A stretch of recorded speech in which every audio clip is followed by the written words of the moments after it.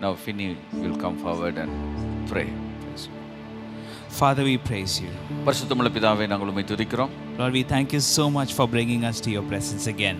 உம்முடைய சமூகத்துக்கு மறுபடியும் ஒரு விசை எங்களை அழைத்து வந்ததற்காக நன்றி செலுத்துகிறோம். To sing praises, to worship you, உம்மை பாடி துதிக்க ஆராதிக்க கூடி to வந்திருக்கிறோம். exalt your name on high. உம்முடைய பெயரை இந்த இடத்துல உயர்த்துவதற்காகவே வந்திருக்கிறோம். Lord, we thank you for keeping us safe through this situation. இந்த சூழ்நிலைமையிலும் எங்களை நீர் கிருபையாய் அருமையாய் பாதுகாத்து வருகிறதற்காய் For continuing to bless us, Lord, தொடர்ந்து நீர் எங்களை ஆசீர்வதித்தருளும். and keep us joyful and happy.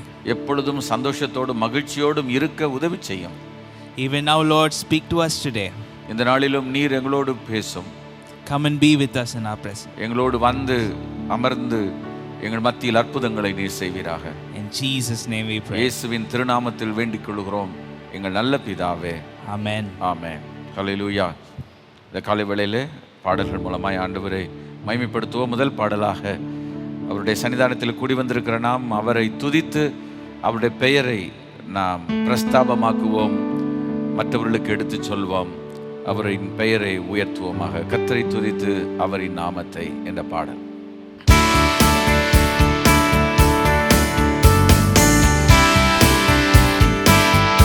கரங்களை தட்டி உற்சாகமாய் சேர்ந்து பாடுவோம்.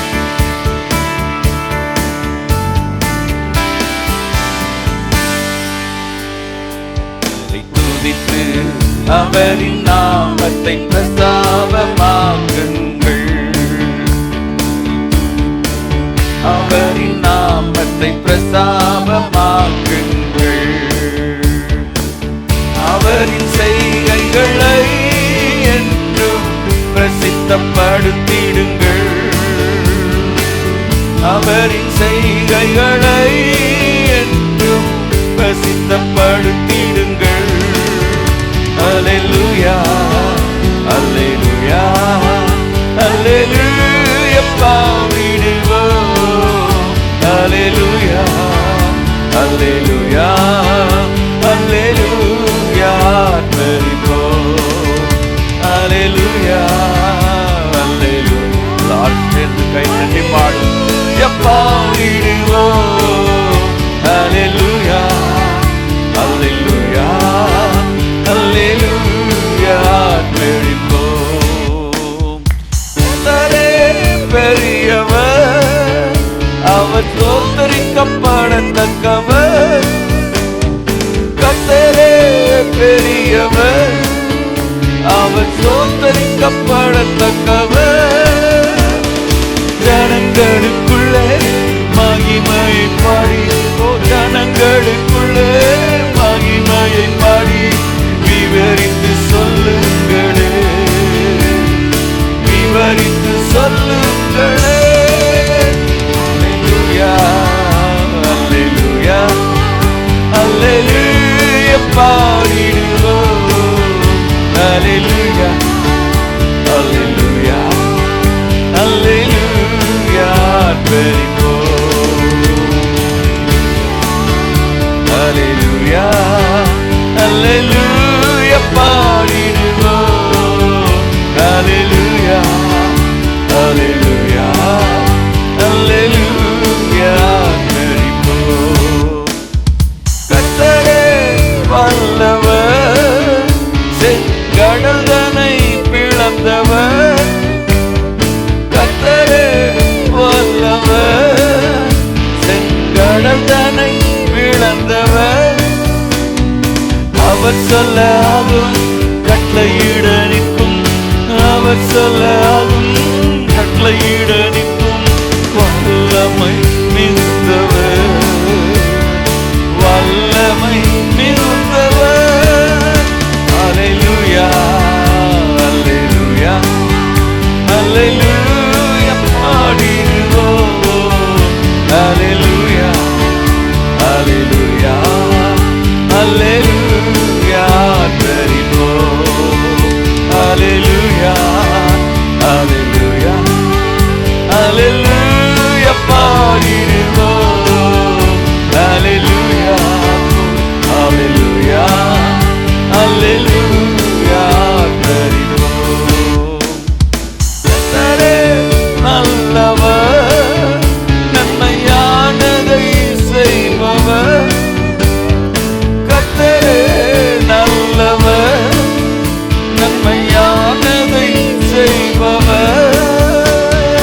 அல்லேலூயா பாடி ஆனந்தமாய் குடி.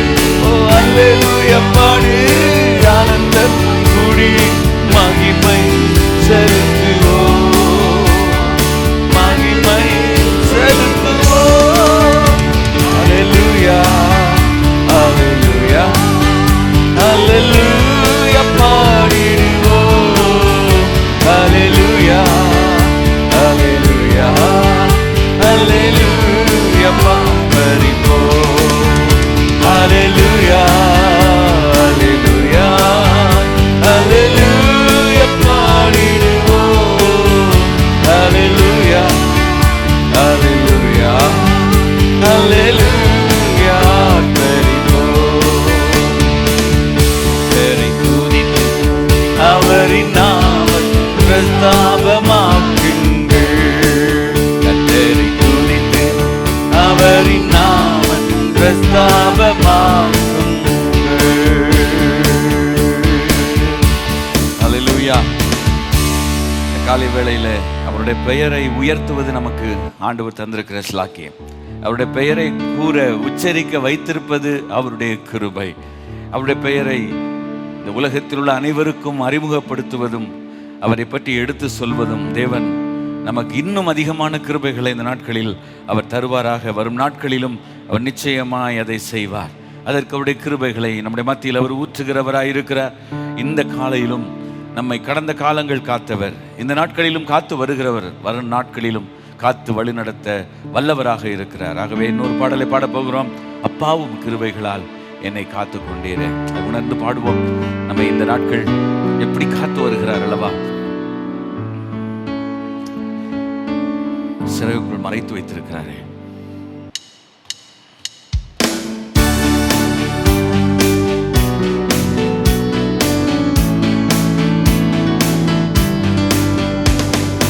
அப்பாவும் கிருபைகளால் என்னை காத்து கொண்டீரே. அப்பாவும் கிருபைகளால் என்னை அழைத்து கொண்டீரே. அப்பாவும் கிருபைகளால் என்னை காத்து கொண்டீரே. அப்பாவும் கிருபைகளால் என்னை அழைத்து கொண்டீரே. தாங்கி நடத்தும் கிருபை இது, தாழ்வில் நினைத்த கிருபை இது. தாங்கி நடத்தும் கிருபை இது, தாழ்வில் நினைத்த கிருபை இது. தந்தையும் தாயும் கைவிட்டாலும் தயவாய் காக்கும் கிருபை இது. தந்தையும் தாயும் கைவிட்டாலும் தயவாய் காக்கும் கிருபை இது. அப்பாவும் கிருபைகளால் என்னை காத்து கொண்டீரே. அப்பாவும் கிருபைகளால் என்னை அழைத்து கொண்டீரே. என்னை நினைக்கும் கிருபை இது, என்னை நடத்தும் கிருபை இது. என்னை நினைக்கும் கிருபை இது, என்னை நடத்தும் கிருபை இது. தந்தை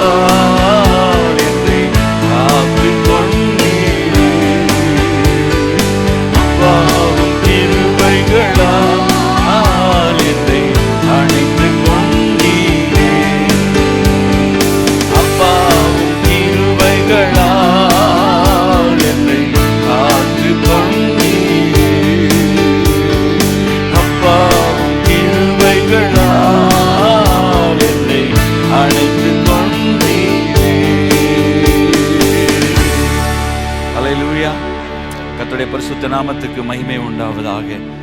தடைகள் யாவையும் உடைத்து எறிந்து வெற்றியை தந்திட்ட தேவ கிருபை இந்த நாளிலும் நம்முடைய வாழ்வில் எது எது தடை என்று நீங்கள் எண்ணுகிறீர்களோ, நினைக்கிறீர்களோ, இந்த நாள் பரியந்தம் அதை யோசித்து வருகிறீர்களோ, இந்த நாளிலும் இந்த காலை ஆராதனை நேரத்தில் எல்லா தடைகளையும் ஆண்டவர் உடைத்து நமக்கு வெற்றியை அவர் தருகிறார். அவர் தந்திட்டார் என்று சொல்லி எனக்கு அவர் வெற்றியை தந்திருக்கிறார். ஆகவே வெற்றி வேந்தனாகிய இயேசுவை நான் துதிக்கிறேன் என்று சொல்வோம். அவர் எங்கே அமர்ந்திருக்கிறார் என்றால் காரணம், அவர் சிங்காசனத்தில் அமர்ந்திருக்கிறார். Because he is seated on the throne. He is a king, king of king and lord of lords. அவரை இந்த காலையில் உயர்த்தி ஒரு பாடல் மூலமாய் நாம் அவரை பாடி அவரை ஆராதிப்போமாக. உயரமும் உன்னதமான சிங்காசனத்தில் வீற்றிருக்கும் சேனைகளின் கர்த்தராகிய ராஜாவின் கண்கள் கண்டது.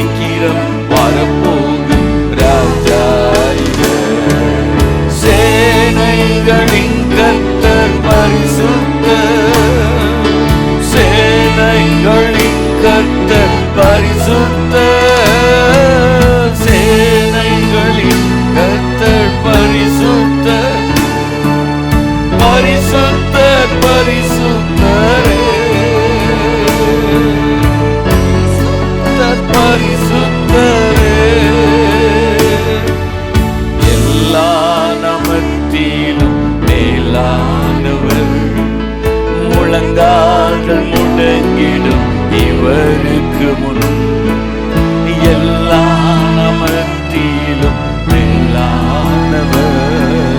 முழங்கால்கள் முழங்கிடும் இவருக்கு முன் துதிக்கன மகிமைக்கு பாத்திரரே. தூயவர் இயேசுவை உயர்த்திடுவோம். துதிக்கன மகிமைக்கு பாத்திரரே. தூயவர் இயேசுவை உயர்த்திடுவோம். சேனைகளின் கர்த்தர் பரிசுத்தர். சேனைகளின் கர்த்தர் பரிசுத்தர்.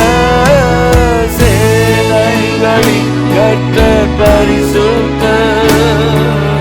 பரிசுத்தர் பரிசுத்தரே. பரிசுத்தர் பரிசுத்தரே. சேனைகளின் கர்த்தர் பரிசுத்தர். சேனைகளின் கர்த்தர் பரிசுத்தர். சேனைகளின் கர்த்தர் பரிசுத்தர். பரிசுத்தர் பரிசுத்தரே. பரிசுத்தர் பரிசுத்தரே. ஹல்லேலூயா. சேனைகளின் கர்த்தர் நீர் பரிசுத்தர். நீர் பரிசுத்தர் பரிசுத்தர் என்று கேருபீன்களும் சேராபீன்களும் கூப்பிட்டுக் கொண்டிருக்கிறார்கள். ஹல்லேலூயா ஹல்லேலூயா ஹல்லேலூயா ஹல்லேலூயா ஹல்லேலூயா. The holy Lord, you are the holy Father. Jesus, Jesus, we praise you, Lord. இந்த பாடலின் வழியாக உம்மை பரிசுத்தர் பரிசுத்தர் என்று இந்த காலையிலும் இந்த பரிசுத்த ஸ்தலத்தில் உம்மை நாங்கள் ஆராதிக்கிறோம். ஆமென் ஆமென் ஆமென் ஆமென் ஆமென். கர்த்தருக்கு ஸ்தோத்திரம். அடுத்து ஒரு ஆங்கில பாடல், ஒரு நல்ல கருத்துள்ள பாடல். இந்த பாடலுடைய வரிகள் உங்களுக்கு வந்து கொண்டு இருக்கிறது. அவர் நம்மை உண்டாக்கினவர் மாத்திரமல்ல, அகிலத்தையும் உண்டாக்கினவர், அகில சிருஷ்டிகளையும் உண்டாக்கினவர்.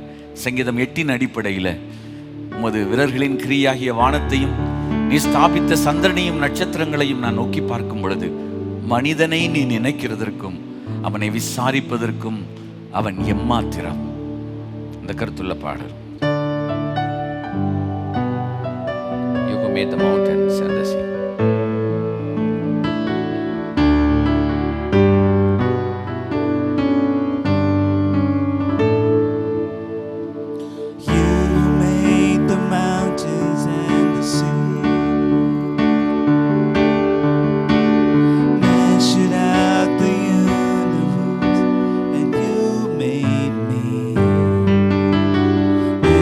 Of the world they call the world still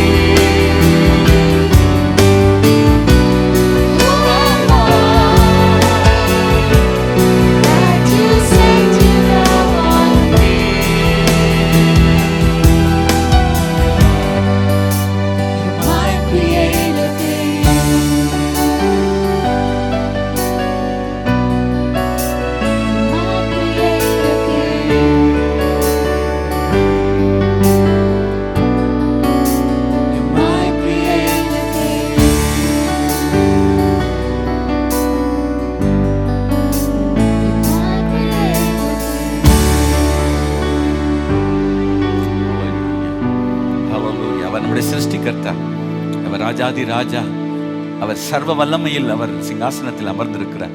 அவைகளை படைத்திருக்கும் பொழுது, இயற்கை எல்லாவற்றையும் படைத்திருக்கும் பொழுது நம்மை நினைக்கிறதற்கு நாம் ஏமாற்றம் ஒன்றுமில்லை. ஆனால் நம்மையும் சிலுவையில் 2000 ஆண்டுகளுக்கு முன்பு நினைத்தாரே, அவரை துதிக்கிறேனப்பா, ஸ்தோத்திரிக்கிறேன், நம்மை ஆராதிக்கிறோம். ஹல்லேலூயா, ஹல்லேலூயா, ஹல்லேலூயா. எங்கள் மத்தியில் இருக்கிறதற்காக ஸ்தோத்திரம். இந்த பிரசனம் தொடர்ந்து எங்களை ஆசீர்வதித்து இந்த ஆராதனையிலே வழி நடத்த போறதற்காக நன்றி. இயேசுவின் இனிய நாமத்தில் ஜெபிக்கிறோம் எங்கள் பிதாவே. ஆமென், ஆமென். தேங்க்யூ. அடுத்து நாம் இந்த ஆராதனையின் மிக முக்கிய பகுதியான பரிசுத்த வேதாத்தின் ஒரு பகுதியை நாம் இப்பொழுது வாசிக்க போகிறோம். சங்கீதம் 48 1 முதல் 8 வசனங்கள். Now I request Shiny to come forward and read the passage for us. The Bible portion for today is taken from Psalms chapter 48 verses 1 to 8. The glory of God in Zion, a song, a psalm of the sons of Korah. Great is the Lord and greatly to be praised in the city of our God, in his holy mountain. Beautiful in elevation, the joy of the whole world is Mount Zion on the sides of the north, the city of the great king. God is her palaces. He is known as a refuge. For behold, the kings assembled. They passed by together. They saw it, and so they marveled. They were troubled. They hastened away. Fear took hold of them there, and pain as of a woman in birth pangs, as when you break the ships of Tarshish with an east wind. As we have heard, so we have seen, in the city of the Lord of hosts, in the city of our God. God will establish it forever. Amen. Praise be to God. ஆண்டவருடைய பரிசுத்த நாமத்துக்கு மகிமை உண்டாவதாக. அந்த வாரத்திலும் வித்தியாசமான சூழ்நிலையில் நம்முடைய இல்லங்களிலே இருந்து கொண்டு தேவனை ஆராதித்து கொண்டிருக்கிறோம். இந்த நிலைமை மாற வேண்டும் என்றுதான் ஆண்டவருடைய பிள்ளைகள் உலகின் எங்கு பகுதியிலும் ஜெபித்து வருகிறார்கள். நம்முடைய தேசத்திலும் நம்முடைய தமிழகத்திலும் சிறப்பாக இந்த 40 நாட்கள் நான் உங்களுக்கு சொன்னதை மறுபடியும் நினைவுபடுத்துகிறேன். ஜெபித்து வருகிறேன் நம்புகிறேன். தொடர்ந்து நாம் ஜெபிப்போம். ஆண்டவர் ஒரு பெரிய மாற்றத்தை கொண்டு வருவாராக.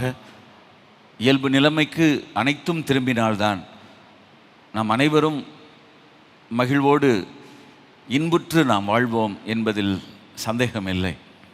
அதை விரும்புகிற ஒவ்வொருவரும் ஆண்டவருடைய பிள்ளைகள். உலகத்தார் விரும்பலாம், ஆனால் அவர்களுக்கு ஜெபம் செய்ய தெரியுமா? தெரியாது. ஆனால் தேவன் நமக்கு ஜெபிக்க கற்றுக் கொடுத்திருக்கிறார். ஆகவே நாம் தொடர்ந்து ஊக்கமாக நாம் ஜெபிப்போம். ஆண்டவர் நம்மை நிச்சயமாய் ஒரு அற்புதமான ஒரு சூழ்நிலைமையில் அவர் கொண்டு வந்து நிறுத்துவார். We do not know when it will happen. அது எப்போ நடக்கும்ட்டு. We expect a miracle from God for this situation. இந்த சூழ்நிலைமைக்காக இந்த லாக்டவுன்லேருந்து கர்த்தர் நமக்கு ஒரு பெரிய ரிலீஸை கர்த்தர் தருவாராக. என்னுடைய ஜனங்கள் மறுபடியும் நம்முடைய ஆலயத்தில் விடுதலையோடு கூடி ஆவியோடும் உண்மையோடும் பாடி துதிக்க ஆராதிக்க கர்த்தர் கிருபை செய்வாராக. நான் கூறின சங்கீதத்தை நீங்கள் வாசித்திருப்பேன் நம்புகிறேன். இந்த மாதத்தில் ஆண்டவர் கொடுத்ததான வாக்குத்தத்த செய்தியினுடைய 3வது பார்ட் 3 3வது பகுதிக்குள்ளாய் நாம் வருகிறோம். நான் பொதுவாக நம்முடைய ஆலயத்தில் கடந்த காலங்களில் இப்பொழுது பாடல் இருக்கின்றபடினால் அது ஒரு குறிப்பிட்ட நேரத்தை எடுத்துக்கொள்கிறது. என் செய்தி இந்த யூடியூப் வழியாக வருகிறது. 1 மணி நேரம் குறைவாக நான் கொடுக்கிறது இல்லை. பொதுவாக அதை தாண்டியும் செல்லும், அதையும் குறைத்து பேச முற்படுவேன். இப்பொழுதுள்ள நாட்களில் ஒரு 30 நிமிடம் 35 நிமிடம் தான் செய்தி கொடுக்கும் ஒரு நேரம். ஆகவே கொடுக்கும் செய்திகளை எவ்வளவு சுருக்க முடியுமோ ஆகவே தான் இது பகுதியாக தொடர்கிறது என்றும் நாம் எடுத்துக்கொள்ளலாம். ஏனென்றால் ஒரு வசனத்தை நாம் முழுவதுமாக அதனுடைய கான்டெக்ஸ்டில் தான், அது எந்த பகுதியிலே எந்த சூழலிலே யாருக்கு எதற்காக ஏன் என்ற பல கேள்விகளை எழுப்பி பாருங்கள். உங்களுக்கு இந்த செய்தியிலே தேவன் விடை தருவார். இந்த மாதத்துக்கு தேவன் என் மனதிலே வைத்த ஒரு வார்த்தை நன்றாய் தெளிவாய் நீங்கள் புரிந்து கொள்ளும்படி அன்பாக கேட்கிறேன். ஒவ்வொரு மாதத்துக்கும் ஒரு வாக்குத்தத்தத்திற்காக எல்லா செய்திக்கும் ஜெபிப்பது வழக்கம். சிறப்பாக வாக்குத்தத்தத்தை ஆண்டவரே நீர் என்ன வார்த்தை கொடுக்கிறீர் என்று. ஆகவே அதை என் மனதிலே தேவன் நினைப்பூட்டும் பொழுது அதை செய்தியாய் கொண்டு வருகிறேன். அந்த அடிப்படையில் இந்த செய்தியை இந்த நாளிலும் நாம் தியானிப்போமாக. ஆண்டவர் நம்மை ஆசீர்வதிப்பார். சங்கீதம் 102:13 தேவரீர் எழுந்தருளி சியோனுக்கு இறங்குவீர், அதற்கு தயை செய்யும் காலமும் அதற்காக குறித்த நேரம் வந்தது. தேவன் எழுந்தருளி, when the Lord rises, பழைய ஏற்பாட்டிலே சொல்லியிருக்கிற தேவன் எழுந்தருளுவார், சத்துருக்கள் சிதறடிக்கப்படுவார்கள். சில ஜனங்கள் யுத்தத்துக்கு போகும் பொழுது அவர்கள் கூறுகிற ஒரு மிக முக்கியமான வார்த்தை, arise O lord, the enemies will be scattered. அவர்கள் சிதறுண்டு போவார்கள். எழுந்தருளும் பொழுது என்ன நடக்கும் என்பதை வேதத்தில் நீங்கள் ஆராய்ந்து பாருங்கள். இந்த குறிப்பிட்ட பகுதியில் அவர் எழுந்தருளி சியோனுக்கு, இந்த சியோனை குறித்து அதிகமான நேரத்தை எடுத்து உங்களுக்கு நான் கூறியிருக்கிறேன். மனதிலே வைத்து கொள்ளுங்கள். கடந்த செய்திகளையும் நீங்கள் திரும்ப அதை கவனித்து பாருங்கள். சியோன் என்ற வார்த்தை இந்த வேதாகமத்தில் பல முறை பிரயோகப்படுத்தப்பட்டிருக்கிறது. அதை நாம் புரிந்து கொண்டால்தான் இந்த இடத்திலும் இந்த செய்தியை நீங்கள் புரிந்து கொள்ள முடியும் என்பதற்காக நான் சொல்கிறேன். நன்றாக கவனித்து பார்ப்பீர்கள் என்றால், இந்த சியோன் கோட்டையை ஆக்கிரமித்து கொண்டிருந்த ஒரு கூட்டம் ஜெபூசைட்ஸ், எபூசியர்கள். அவர்கள் அந்த இடத்தில் இருந்து துரத்தி அடிக்கப்பட வேண்டும். அது நடக்காதபடியினால் தாவீது ஒரு குறிப்பிட்ட கால திட்டத்தில் ஒரு ஸ்ட்ராட்டஜி வகுத்து அதை பிடிக்கிறான். அதை பிடிப்பதில் ஒரு கருத்து இதில் நிலவுகிறது. அந்த எபூசியர்கள் அவனை மிகவும் பரிகாசம் பண்ணி இருக்கிறார்கள். ஒரு ஆங்கில வேதாகமம் சொல்லுகிறது, the Jebus taunted David. that means tease பண்ணுவது, அதாவது அவனை கேலி கிண்டலாக, ஒரு சாதாரணமான ஒரு எறும்பு கூட உன்னை தடுக்கும் என்பது போல குருடரும் சப்பானிகளும் உன்னை தடுப்பார்கள் என்று அவனை மனம் நோக பண்ணக்கூடிய அளவுக்கு பரிகசித்த போது, they deliberately provoke by mocking. தாவீது பார்த்தான், இல்லை இல்லை இல்லை, இதை பிடித்தாக வேண்டும் என்று முடிவெடுத்தான். சியோன் கோட்டையை பிடித்தான் என்று பார்க்கிறோம். இந்த நாட்களிலும் தேவனுடைய ஜனங்களை கேலியும் கிண்டலும் பரிகாசம் பண்ணுகிற ஒரு கால நிலைமை இருக்கிறதையும் நம் ஒவ்வொருவரும் அறிவோம். நீங்கள் கவனித்து கொண்டே வருவீர்களானால் ஒவ்வொருவருடைய வார்த்தைகளையும் நீங்கள் கவனித்து கொண்டு வாருங்கள். அன்றைக்கு இஸ்ரவேல் ஜனத்தை பரிகசித்து நிந்தித்து கோலியாத் இறங்கி வருகிறான். இஸ்ரவேலுடைய போர் படைகள் அந்த ஏலா பள்ளத்தாக்கிலே நின்று கொண்டு இருக்கிறார்கள். அவன் தேவனையும் தேவனுடைய ஜனத்தையும் நிந்திக்கிறான். அப்பொழுதே தாவீது சிறுவனாக இருந்த பொழுது யுத்தத்தில் தன் சகோதரர்களை விசாரிக்க வந்த தாவீது, தன் தகப்பன் கொடுத்த சில தின்பண்டங்களை எடுத்துக்கொண்டு விசாரிக்க வந்த அண்ணன்மார்களை விசாரிக்க வந்த அவன் இந்த நிலைமையை பார்த்த பொழுது இராணுவத்துக்கும் அவனுக்கும் சம்பந்தம் இல்லாதவன், கொஞ்சம் மாடுகளை பொறுப்புள்ள இடத்தில் விட்டுவிட்டு வந்தாலும் உள்ளத்தின் ஆழத்தில் நம்முடைய ஆண்டவரையும் தேவனுடைய ஜனத்தையும் அவன் நிந்திக்கிறானே என்று சொன்னபோது அவனுக்குள் ஒரு வீரம் கொழுந்து விட்டு எரிய தொடங்கினது என்று சொன்னால் அது மிகையாகாது. உண்மைதான். எந்த ஒரு தேவனுடைய பிள்ளை இயேசுவின் இரத்தத்தால் மீட்கப்பட்டு அவருடைய இரத்தத்தால் கழுவப்பட்டு சுத்திகரிக்கப்பட்டு பரிசுத்தமாக்கப்பட்டிருக்கிறார்களோ, இந்த உலகத்தில் சொல்லப்படும் ஒவ்வொரு வார்த்தைகளையும் நம்முடைய மனதிலே கொண்டு வந்து சிந்தித்தோம் என்றால் நம்முடைய வாழ்க்கை முடிவடைந்து விடும்.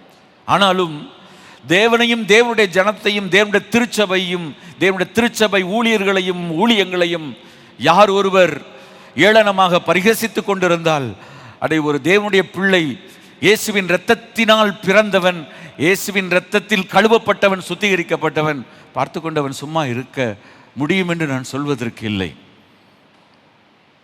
நமக்குள்ளாக ஒரு வீரம் எழும்பத்தான் செய்யும், ஒரு பக்தி வைராக்கியம் அனல் கொள்ளத்தான் செய்யும். அதற்கேற்ற நடவடிக்கைகளை ஒரு தேவனுடைய பிள்ளை இறங்கித்தான் ஆவான். ஆம், எனக்கு அன்பான தேவனுடைய பிள்ளையே, ஆகவே தான் அவனுடைய ஆத்துமா அந்த காரியத்தில் மிகவும் கோபம் கொண்டபடியினால் ஒரு குறிப்பிட்ட சூழ்நிலைமை சொல்லப்பட்டது. அந்த குருடரும் சப்பானிகளும் அங்குள்ளும் ஆலயத்திலும் அரண்மனைக்குள்ளும் வரக்கூடாது என்ற ஒரு நிலைமையை ஏற்படுத்தி போட்டு போய்விட்டான். எனக்கு அன்பான தேவனுடைய பிள்ளைகளே, இந்த கடைசி நாட்களில் தேவன் நமக்குள் ஒரு பக்தி வைராக்கியத்தை அவர் ஏவி எழுப்பட்டும். பவுல் ஒரு இடத்தில் சொல்லுகிறான், சபை குறித்த கவலை என்னை நாள்தோறும் நெருக்குகிறது என்று. உன்னுடைய வாழ்க்கையிலும் பட்ட பிரயாசங்களை பட்டியலிட்டு 2 கொரிந்தியர் 11ஆம் அதிகாரத்தில் அவன் சொல்லிக் கொண்டு வருகிறான். அவன் சொல்லிக் கொண்டு வரும் பொழுது இறுதியாய் சொல்லுகிறான், இவை முதலானவைகள் அல்லாமல் சபையை குறித்த கவலை என்னை நாள்தோறும் நெருக்குகிறது என்று. ஏன்? சபைக்கு அவன் தான் சொந்தக்காரனா? Is he the owner of the church? No. The owner of the church is the Lord Jesus Christ. He himself paid the price. அவர்தான் அதற்குரிய விலையை சிலுவையில் கொடுத்தார். எனினும் சபைக்கு அவனை தேவனுடைய ஊழியராக நியமித்த நாட்களில் மனுஷராலும் அல்ல, மனுஷர் மூலமாயும் அல்ல, தேவனுடைய அநாதி தீர்மானத்தின்படியும் திட்டத்தின்படியும் தாயின் கற்பத்தில் இருக்கும் பொழுது சுவிசேஷத்தை புறஜாதிகளுக்கு அறிவிக்க அப்போஸ்தலனாக தேவன் அவனை எடுத்தபடியினால் சபையை குறித்ததான ஒரு கவலை, அவனை அதை குறித்த பாரம் அவனை நெருக்கி ஏவிக்கொண்டிருக்கிறது என்று சொன்னால் மிகையாகாது. ஆம், எனக்கு அன்பான தேவனுடைய பிள்ளைகளே, யாரும் சபைக்கு உரிமை கொண்டாட முடியாது.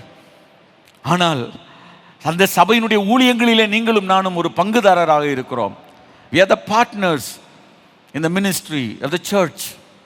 சபையுடைய ஊழியங்களிலே we are the part and the parcel. ஒரு பகுதிகளாய் நாம் இருந்து கொண்டிருக்கிறோம். அவை நமக்குள் அந்த பாரம் நிச்சயமாக இருக்க வேண்டும், இருக்கத்தான் அவசியம் என்று சொன்னால் அது மிகையாகாது. இந்த காலையில் இந்த கண்ணோட்டத்தில் இந்த வசனத்தை நாம் வாசித்து பார்க்கும் பொழுது, அப்படியானால் தேவன் எழுந்தருளி சீயோனுக்கு அவர் இறங்குகிறதற்கு காரணம் என்ன? சீயோன் பாழ்பட்டு போனது, எருசலேம் உடைந்து போனது, அதனுடைய அலங்கங்கள் இடிக்கப்பட்டு போனது. சாலமோன் கட்டின அந்த மகிமையான தேவாலயம் 586 BC என்று சொல்வார்கள், அது உருக்குலைந்து போனது. அந்த ஆலயம் மறுபடியும் திரும்ப கட்டப்பட வேண்டும் என்பதுதான் தேவனுடைய விருப்பம்.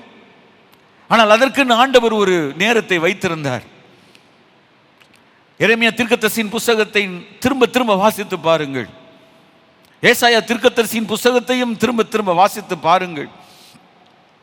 ஆண்டவர் அதற்கென்று ஒரு நேரத்தை வைத்திருந்தார். மறுபடியும் அந்த எருசலேம் கட்டப்பட வேண்டும். தேவனுடைய ஆலயம் அதன் ஸ்தானங்களிலே மறுபடியும் அஸ்திபாரம் போடப்பட்டு அது மகிமையாக கட்டப்பட வேண்டும் என்பது தேவனுடைய விருப்பம். எனக்கு அன்பான தேவனுடைய பிள்ளைகளை, இந்த நாட்களிலும் தேவனுடைய ஊழியம், ஒருவேளை தேவனுடைய திருச்சபை அது சம்பந்தப்பட்டதான நிலையில் இருக்கும் ஊழியருடைய மனம் உடைந்து போயிருக்கின்ற நிலைமை. இதுபோல ஒரு சம்பவம் முற்காலங்களில் ஏற்பட்டதா என்று சொல்வதற்கு இல்லை. நமக்கு முழு சரித்திரமும் விவரம் தெரியாது. ஆனால் நாம் விவரம் அறிந்த முதல் இப்படிப்பட்ட ஒரு நிலைமை இருக்கும் பொழுது நம்முடைய உள்ளத்தின் ஆழத்தில் என்ன எண்ணம்? தேவன் இதற்கு எப்பொழுது ஒரு விடிவு காலத்தை கொண்டு வருவார், ஒரு விடியலை கொண்டு வருவார். மறுபடியும் தேவனுடைய ஜனம் கர்த்தரை ஆராதிப்பதற்கு மகிழ்ச்சியோடு கடந்து செல்லும். தாவீது சொன்னான், எப்பொழுது எங்கள் பாதங்கள் உம்முடைய ஆலயத்தில் நிற்கும் என்று. சங்கீதம் 42 மானானது நீரோடைகளை வாஞ்சித்து கதறுவது போல் தேவனே என் ஆத்துமா உம்மை வாஞ்சித்து கதறுகிறது என்று சொன்னானே. உன் தேவன் எங்கே என்று அவர்கள் நாள்தோறும் என்னிடத்தில் சொல்லுகிறபடியால் இரவும் பகலும் என் கண்ணீரே எனக்கு உணவாயிற்று என்று சொல்லுகிறான். டே அண்ட் நைட் அவனுடைய ஆகாரம் வேறு ஒன்றுமல்ல, டியர்ஸ், கண்ணீர் அவனுடைய போஜனம். அது அவனுடைய தாகத்தை தீர்க்கும் ஒரு தண்ணீர் என்றல்ல. that became his food. It is not a solid food. அப்படியானால் அவனுடைய உள்ளத்தின் ஆழத்தில் என்ன அளவிற்கு அவனுடைய மனம் உடைந்து போயிருக்கும். அந்த சங்கீதத்தை சொல்கிறான், முன்னே நான் பண்டிகை ஆசரிக்கிற ஜனங்களோடு கூட, once upon a time நான் பண்டிகை ஆசரிக்கிற ஜனங்களோடு கூட நடந்து. இன்றைக்காயில வாகனத்தில் வருகிறோம் பிரியமானவர்களே, பேருந்துகளில் ஏறி வருகிறோம், சிற்றுந்துகளில் ஏறி வருகிறோம், ஆட்டோக்களில் ஏற்றி வருகிறோம். ஆனால் முன்னே நான் பண்டிகை ஆசரிக்கிற ஜனங்களோடு கூட நடந்து, automobiles were not there at that time. கூட்டத்தின் களிப்பும் துதியுமான சத்தத்தோடு, ஒன்று ரெண்டாக வரவில்லை. ஒரு குடும்பம், ஒரு குடும்பத்தின் மக்கள் என்று சொல்லப்படவில்லை. இங்கே கூட்டத்தின் களிப்பும் துதியுமான சத்தத்தோடு. இன்றைக்கு பாடல் ஒரு ஆராதனையின் மத்தியிலே தான் எழும்புகிறது, ஆரம்பத்தில் எழும்புகிறது, முடிவிலும் பாடல்கள் இருக்கிறது. ஆனால் அன்றைக்கு தேவனுடைய ஜனங்கள் தேவனுடைய ஆலயத்துக்குள் வரும்பொழுதே பாடிக்கொண்டு வந்திருக்கிறார்கள். அப்படித்தானே? உங்கள் வேதாகமத்தில் 696 பக்கத்தை எடுத்து வைத்து பாருங்கள். கூட்டத்தின் களிப்பும் துதியுமான சத்தத்தோடு தேவாலயத்துக்கு போய் வருவேனே. There was the experience of David. Who was he? He was an ordinary shepherd. But God in his time, he purposed in his heart to anoint him the king over Israel, because he was so much careful even for the very few number of the sheep. கொஞ்சம் மாடுகளின் மேல் கரிசனையாய் இருக்கும் பொழுது, அடி தாக்க புலி வந்தாலும் சரி, சிங்கம் வந்தாலும் சரி, கரடி வந்தாலும் சரி, அதை பாதுகாப்பதில் அவன் கவனமாய் இருந்து தன் கையில் ஒப்புவித்ததான கடமைகளையும் பொறுப்புகளையும் உத்தரவாதங்களையும் அவன் உண்மையாய் நிறைவேற்றி வரும் பொழுது, வேளை வரும் பொழுது ஆண்டவர் யோசித்தார், சவுல் சரியில்லை, அவனுடைய ஆவி சரியில்லை, அவனுடைய செயல்பாடு சரியில்லை, அவனுடைய ஆட்சிக்கு ஒரு முடிவு வரட்டும், நான் ஒருவனை ராஜாவாக்க வேண்டும் என்று தேவன் முடிவெடுத்தார். ஒரு பாடல் உண்டு, தேவன் முடிவெடுத்தால் யார்தான் மாற்ற முடியும்? தேவன் முடிவெடுத்தால் எவரும் அதை மாற்ற முடியாது. ஆகவேதான் யோபு சொல்லுகிறான், தேவன் சகலத்தையும் செய்ய வல்லவர், நீ செய்ய நினைத்த காரியம் தடைபடாது. அவர் ஒன்றை நினைத்து விட்டால், நீர் முடிவெடுத்தால் யார்தான் மாற்ற முடியும்? ஆகவே தாவீதை கொண்டு வருவதற்கு அவர் திட்டம் பண்ணினார். அப்படிப்பட்ட அந்த தாவீது அரசவை நடத்துவதிலும் அரண்மனையை கவனிப்பதிலும் வாழ்க்கையை ஓட்டி இருக்கலாமே, அதை பற்றி மாத்திரம் யோசித்துக் கொண்டிருந்திருக்கலாமே, தன்னுடைய சிந்தையை அதன் மேல் மாத்திரம் பதித்திருக்கலாமே. அப்படி இருக்க அதை தன் மனதுக்கு இதமாக எண்ணாமல், அதை காட்டிலும் தேவனுடைய ஆலயத்தின் மேலும் ஆராதனையின் மேலும் தேவனை துதிக்கிற ஜனங்களோடு கூட நானும் நடந்து வரட்டும், அவனும் அவர்களோடு கூட ஒரு கூட்டத்தின் ஒரு தனி மனிதனாகவோ குடும்பமாகவோ தேவாலயத்துக்கு போய் வருவேனே. அங்கே என்ன சொல்லுகிறான்? இவைகளை நான் நினைக்கும் பொழுது என் உள்ளம் எனக்குள் உருகுகிறது என்று சொல்லுகிறான். My heart melts. That means his heart that broken, உடைந்து போய்விட்டது. இன்றைக்கு உங்களுடைய சூழ்நிலைமையில் திருச்சபை ஆராதனைகளை எப்படி நினைக்கிறீர்கள்? அதை மிஸ் பண்ணுகிறீர்களா? பின்பு நான் உங்களோடு கூட பேசட்டும். இந்த செய்தியில் ஒரு பகுதியாக இது வரும், தொடர்ந்து கவனியுங்கள். எனக்கு குறித்திருக்கும் கொஞ்ச நேரத்துக்குள் இந்த செய்தியை முடிக்க முடியாது பிரியமானவர்களே. இந்த வசனத்தை நான் யோசித்து இந்த இடத்தில் வரவில்லை. இவைகளை நான் நினைக்கும் பொழுது என் உள்ளம் எனக்குள்ளே உருகுகிறது. அப்போ அவன் அந்த சிச்சுவேஷனில் பார்த்தா எப்படி இருக்குதே நினைத்து அவன் ஆண்டவரிடத்தில் கதறுகிறான். அது மாத்திரமல்ல, 2 இடத்திலே வசனம் வருகிறது, 3:10, உன் தேவன் எங்கே என்று சத்துருக்கள் நாள்தோறும் என்னோட சொல்லி என்னை நிந்திப்பது. அவன் அமைதியாக இருந்துட்டா கூட பரவாயில்ல, திருச்சபையோட ஊழியர்களை பற்றி சொல்லாமல் இருந்துட்டா கூட பரவாயில்ல, ஆலய ஆராதனைகளை குறித்து விமர்சனம் செய்யாமல் இருந்துட்டா கூட பரவாது, தினம் தினம் அதை செய்யும் பொழுது அது என்னை நிந்திப்பது, ஆண்டவரை நிந்திப்பது போல, அது என் எலும்புகளை உருவ குத்துகிறது போல இருக்கிறது என்று சொல்கிறான். Do you feel that? Do you feel that kind of pain in your body, in your bones? இன்னைக்கு நம்முடைய குடும்பத்தை குறித்து யாராயிலும் ஒருவர் ஒன்று சொல்லிவிட்டால், நம்முடைய குடும்பத்தின் அங்கத்தினர்கள் யாரையும் ஒருவரை குறித்து சொல்லிவிட்டால், இல்லாவிட்டால் நாம் அதிகமாய் நேசிக்கிற நம்முடைய அப்பாவையோ நம்முடைய அம்மாவையோ நம்ம உடன் பிறந்த சகோதர சகோதரிகள் யாராவது ஒருவர் வெளி நிலையில் இருந்து அதை சொல்லிவிட்டால், பொது இடத்தில் விமர்சித்து விட்டால், பொது இடத்தில் அதை குறித்து எல்லார் முன்னாலும் அதை சொல்லுவோமானால், சொல்லுவார்கள் என்றால் நமக்கு எப்படி இருக்கும்? பத்திக்கிட்டு எரியுதுன்னு சொல்லுவாங்க. காரணம், நாம் ஒரு இரத்தத்தில் பிறந்தவர்கள். ஒரு தாய் உள்ளத்தில், தாயினுடைய வாழ்க்கையில் அதை தாயும் பிள்ளையும் பிரிக்க முடியாது சார். ரத்தம் கொதிக்கும்னு சொல்லுவாங்க. தானாடால் சதா ஆடும். ஏன் தெரியுமா? ஒரு தாயோடு கூட பிணைக்கப்பட்டு வெளியே வந்தது போல கர்த்தராய் இருக்கிற இயேசு கிறிஸ்துவின் ரத்தத்தில் பிறந்த ஒவ்வொருவனுக்கும் ரத்தம் துடிக்கத்தான் செய்யும். அப்படி துடிக்காவிட்டால் இயேசுவின் ரத்தத்தில் அவன் பிறந்தான் என்று சொல்வது எனக்கு தெரியவில்லை. I don't know whether really they got saved or not. I don't know, எனக்கு தெரியல. இயேசுவோட ரத்தத்தில் பிறந்தவர்களுக்கு இயேசுவையோ அவருடைய திருச்சபையோ யார் பேசினாலும் கொதிக்கத்தான் செய்யும். அதை நிந்திப்பது, கிண்டல் பண்ணுவது, கேலி பண்ணுவது, பரிகாசம் பண்ணுவது. இந்த எபூசியர் அப்படி பண்ணனால தான் தாவீது he made a great decision. அந்த கோட்டையை பிடிக்கணும்னு நினச்சான், பிடிச்சிட்டான். ஏன்னா ஆண்டவரே பாருங்கள், ஏசாயா 40ஆம் அதிகாரம், என் ஜனத்தை ஆற்றுங்கள், என் ஜனத்தை தேற்றுங்கள். 39ஆம் அதிகாரம் வரைக்கும் தேவனுடைய ஜனங்களுக்கு விரோதமான எச்சரிப்பு பல நிலைகளில் வந்திருக்கிறது. தேவனுடைய தீர்க்கர்களை கொண்டு ஆண்டவர் கண்டித்திருக்கிறார், கண்டித்து புத்தி சொல்லி இருக்கிறார். நடந்தது என்ன? எருசலேம் தீக்கிரையாகும், ஆலயம் பிடிக்கப்படும், 70 ஆண்டுகள் சிறை இருப்புக்குள் போவீர்கள் என்று எரேமியா மூலமாய் வாசித்து பாருங்கள் சொல்லிக் கொண்டு வந்தான். கெட்ட பாடு இல்லை. ஆகவே தேவன் விட்டு விட்டார். நடந்தது என்ன? இன்றைக்கு அங்கே போய் கதறுகிறார்கள். ஆனாலும் ஆண்டவர் தன் ஜனத்தை மறக்க அவர் விரும்பவில்லை. ஆண்டவர் ஒரு இடத்தில் சொல்லுகிறார், இஸ்ரவேலே, நீ என்னால் மறக்கப்படுவதில்லை. தாய் தன் பிள்ளையை மறப்பாளோ? அவள் மறந்தாலும் நான் உங்களை மறப்பதில்லை. ஏசாயா 48:14 சொல்லி இருக்கிறது, சீயோனோ, கர்த்தர் என்னை கைவிட்டார், என்னை எதிரி கையில் விட்டுட்டார், எதிரி ஜனங்கள் கையில் விட்டுட்டார், அவர் என்ன மறந்தே போயிட்டார், அவ்வளவுதான். எவ்வளவு நாள் இப்படி உட்கார்ந்து இருக்கிற? கர்த்தர் என்னை கைவிட்டார், ஆண்டவர் என்னை மறந்தார் என்று அவள் சொல்லுகிறாள். கவனித்திருக்கிறீர்களா? பலமுறை இந்த வசனத்தை நான் சொல்வேன். சொல்லுகிறது யார்? தேவனுடைய ஜனங்கள். அதுதான் சீயோனோ என்றால் அந்த இடத்தில் வாழும் மக்கள், அந்த ஆலயம், அந்த திருச்சபை. கர்த்தரனை கைவிட்டார், ஆண்டவரனை மறந்தாள் என்று சொல்லுகிறாள். ஆண்டவர் என்ன பேசுகிறார் தெரியுமா? ஸ்திரீயானவள் தன் கற்பத்தின் பிள்ளைக்கு இறங்காமல் தன் பாலகனை மறப்பாளோ? ஒரு தாய்க்கும் ஒரு பிள்ளைக்கும் உள்ள உறவுதான் இங்கே சொல்லப்படுகிறது. அவர்கள் மறந்தாலும் நான் உன்னை மறப்பதில்லை. ஒரு தாய் ஒரு பிள்ளை எளிதில் மறக்க மாட்டாள். தன் மார்பில் அணைத்துக் கொண்டிருப்பாள். தனக்கு இல்லை ஆவிட்டாலும் தன் பிள்ளைக்கு கொடுப்பாள்.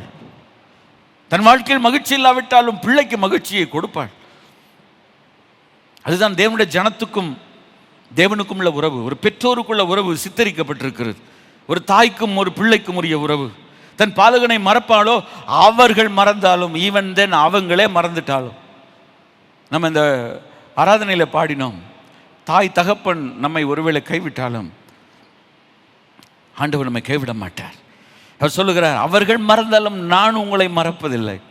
அதோட அர்த்தம் என்ன? உலகம் மறக்கட்டும் சார், உலகம் நம்ம மறந்து போட்டும், உலகம் நம்மளை குறித்து அக்கறை இல்லாமல் இருக்கட்டும், நம்மை விசாரிக்காமல் இருக்கட்டும், எப்படி நடக்கிறது பார்க்கட்டும் என்று கூட தூரத்திலிருந்து வேடிக்கை பார்த்து கொண்டிருக்கலாம். யாருக்கு தெரியும்? மனிதனுடைய இருதயத்தின் சிந்தனைகளுக்கு தேவன் ஒருவர் தான் இருதயத்தை அவர் அறிந்திருக்கிறார். மனிதன் முகத்தை பார்க்கிறார், தேவனோ இருதயத்தை பார்க்கிறார். அப்ப இருதயத்தை பார்க்கிற ஆண்டவர் மனிதர்கள் இன்றைக்கு ஒவ்வொருவரும் என்னென்ன நினைத்து கொண்டிருக்கிறார்களோ, ஆனால் ஆண்டவர் சொல்லுகிறார், அவர்கள் மறந்தாலும். ஹல்லேலூயா! கர்த்தருடைய பிள்ளை இதை கேட்டுக்கொண்டிருக்க தேவனுடைய ஜனமே, நீங்கள் எங்கிருந்து இருந்தாலும் சரி, அவர்கள் மறந்தாலும் நான் உன்னை மறப்பதில்லை. இஸ்ரவேலே, நீ என்னால் மறக்கப்படுவதில்லை. காரணம் என்ன? உன்னை என் உள்ளங்கையிலே வரைந்திருக்கிறேன் என்று சொல்லுகிறார். வரைஞ்சு வச்சிருக்கிறேன் பார், என் கையில் உன்னை வரைந்து வைத்திருக்கிறேன் பாரு என்று ஆண்டவர் சொல்லுகிறார். கவனியுங்கள், கையில் இருந்து கொண்டே என்னை கைவிட்டார் என்று சொன்னவள் தான் சீயோன், தேவனுடைய ஜனம். நமக்கு சில நேரத்தில் நம்ம எங்கே இருக்கிறோம் நமக்கு தெரியல. ஒரு பாடல் உண்டு, வல்லோனின் கரத்தினில் வரைபடமாயுள்ள யாரையும் அணுகாது. பாடியிருக்கிறீர்களா? வல்லோனின் கரத்தினில் வரைபடமாயுள்ள யாரையும் அணுகாது, நான் கிறிஸ்துவின் அடைக்கலத்தில் சிலுவையின் மாநிழலில் கண்மலை வெடிப்பதனில் புகலிடம் கண்டு கொண்டேன். நம்முடைய புகலிடம் எங்கே தெரியுமா? வெடியாக்கப்பட்ட, இல்லாவிட்டால் வெடித்திருக்கிற அந்த கண்மலையினுடைய அந்த சிகரங்களின் மறைவுகளுக்குள் ஆண்டவர் நம்மை மறைத்து வைத்திருக்கிறார். ஆகவேதான் உன்னத பாட்டின் புத்தகத்திலே சொல்லி இருக்கிறது, என் புறாவே, என் உத்தமியே, நீ கண்மலையின் அந்த வெடிப்புகளுக்குள் இருந்தாலும் உன் முகம் அழகாக இருக்கிறது என்று. ஒருவேளை இப்படிப்பட்டதான நாட்களில் நாம் அடங்கி போயிருக்கலாம், ஒடுங்கி போனது போல இருக்கலாம். ஒரு அறைக்குள் ஒரு சிறையிருப்பாக, அறையிருப்புக்குள் சிறையிருப்பாக இருந்து கொண்டிருப்பது போல இருக்கலாம். ஆனால் நம்முடைய முகத்தில் ஒரு பிரகாசம், நம்முடைய உள்ளத்தில் ஒரு சந்தோஷம். உள்ளத்தில் கீதம் பாடுவேன் என்று ஒருவர் பாடுவார். நம்முடைய வாயின் வார்த்தைகளினால் ஆண்டவரை பாடிக்கொண்டே இருப்பான். அவருடைய உள்ளங்கையில் வரைந்து வைக்கப்பட்டிருக்கிறோம். காரணம், நம்முடைய உள்ளங்கை தான் சிலுவையிலே நமக்காக அரைக்கப்பட்டது, ஆணிகள் துளைக்கப்பட்டது, ரத்தம் சிதப்பட்டது. ஆண்டவர் அங்கே நம்மை வைத்திருக்கிறார். மறந்து போகாதிருங்கள், சோர்ந்து போகாதிருங்கள். உங்களுடைய துக்கத்தை விட்டு எழும்புங்கள். தூசியை விட்டு மாத்திரமல்ல, உங்களுடைய துக்கத்தை விட்டு எழும்புங்கள். தேவன் தம்முடைய ஜனத்துக்கு, தம்முடைய மக்களுக்கு அவர் நன்மை செய்யும் ஒரு நேரம் வந்திருக்கிறது. ஏன் இந்த செய்தியை உங்களுக்கு இந்த நாட்களில் அதிக நேரம் எடுத்து பிரசங்கித்துக் கொண்டிருக்கிறேன், போதித்துக் கொண்டிருக்கிறேன் என்று சொன்னால், தேவனுடைய பிள்ளை என்பது விசேஷமானவன். திருச்சபையின் அங்கத்தினர் என்பவர் விசேஷமானவர். திருச்சபை என்பது விசேஷமானது. அது மாத்திரமல்ல, அதனுடைய ஊழியர்கள் மிக மிக விசேஷித்தவர்கள். தெரியுமா உங்களுக்கு? அப்படிப்பட்ட நிலைமையில் ஊழியர்கள் என்ன செய்தார்களாம்? அடுத்த வசனம், 14ஆம் வசனம், உம்முடைய ஊழியக்காரர். கவனியுங்கள். அப்ப ஆலயத்தை தானே இது குறிக்கிறது, திருச்சபையை தானே குறிக்கிறது. உம்முடைய ஊழியக்காரர் அதன் கல்லுகள் மேல் வாஞ்சை வைத்து. அதன் கல்லுகள் என்றால் என்ன? உடைக்கப்பட்ட கல்லுகள். ஒரு காலத்தில் உளியினால் செதுக்கப்பட்டு, பழைய காலத்தில் பேசியிருக்கிறேன், எருசலேமிலே தேவாலயம் கட்டப்படுவதற்கு ஒரு கல் கொண்டு வரப்படும் பொழுது சுத்திகள், வாட்சிகள் முதலான சத்தம் எருசலேமுக்குள் கேட்கப்படக்கூடாது என்று அவுட்டர் ஏரியாவில் வைத்து அதை அழகாக கட் பண்ணி ரொம்ப ஸ்லைஸ் பண்ணி அழகாக கொண்டு வந்து தேவனுடைய ஆலயத்தில் செதுக்கி அதை ஒன்றாய் சேர்த்திருக்கிறார்கள். கொதவடிச்சுன்னு சொல்லுவாங்க. அதை சேர்க்கறதுக்கு அதுக்கேற்ற சைஸ் பண்ணி தான் அதை சேர்க்கணும். ஏன்னா ஒரு ஷேக்கிங்கே இருக்கக்கூடாது என்று. எனக்கு அன்பான தேவனுடைய பிள்ளைகளே, இப்பொழுது அப்படிப்பட்ட ஒரு ஆலயம் உடைஞ்சு கிடக்கு. நம்முடைய ஊழியக்காரர் அதன் கல்லுகள் மேல் வாஞ்சை வைத்து அதன் மண்ணுக்கு பரிதபிக்கிறார்கள். இந்தியாவிலே சுதந்திர போராட்டம் எதற்காக? நம்முடைய தேசத்தின் மண்ணுக்காக.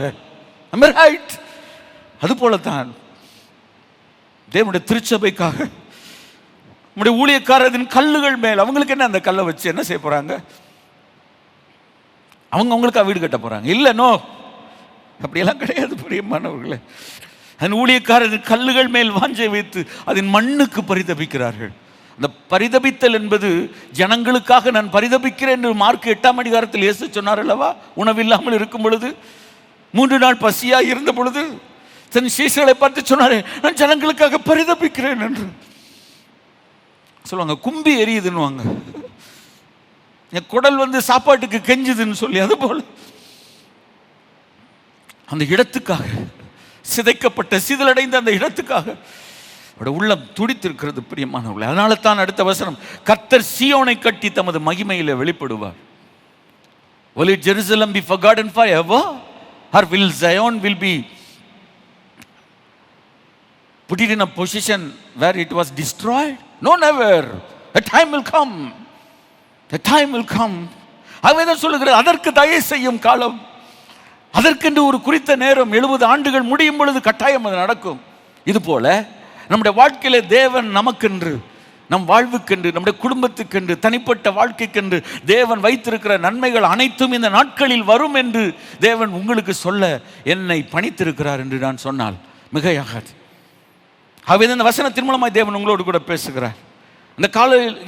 இந்த வசனத்தை நீங்கள் பல்வேறு சூழ்நிலையிலிருந்து கேட்டுக்கொண்டு இருக்கலாம். நீங்கள் எந்த நிலைமையிலிருந்து கேட்டுக்கொண்டிருந்தாலும் உங்களுடைய பரிதபிப்புக்கு ஒரு பதில். ஹல்லேலூயா. உங்களுடைய உள்ளத்தின் குமரலுக்கு ஒரு முடிவு. ஜீசஸ். உங்களுடைய ஏக்கங்களுக்கும் உங்களுடைய கண்ணீருக்கும் தேவன் ஒரு பதில் செய்கிற ஒரு நேரம் வந்திருக்கிறது. ஹல்லேலூயா. அப்படியானால் சீயோனுக்கு செய்கிற ஆண்டவர், சீயோனிலே குடியிருக்கிற அங்கத்தினராயிருக்கிற ஒவ்வொரு தேவனுடைய ஜனத்துக்கும், தேவனுடைய பிள்ளைகளுக்கும் ஜீசஸ் அவளுக்கு அவர் நன்மை செய்வார், அற்புதம் செய்வார். ஹல்லேலூயா. உங்கள் கண்கள் அதை காணும், உங்கள் கண்கள் அதை காணும், என்னுடைய கண்கள் அதை காணும், நம் அனைவருடைய கண்கள் அதை காணும்.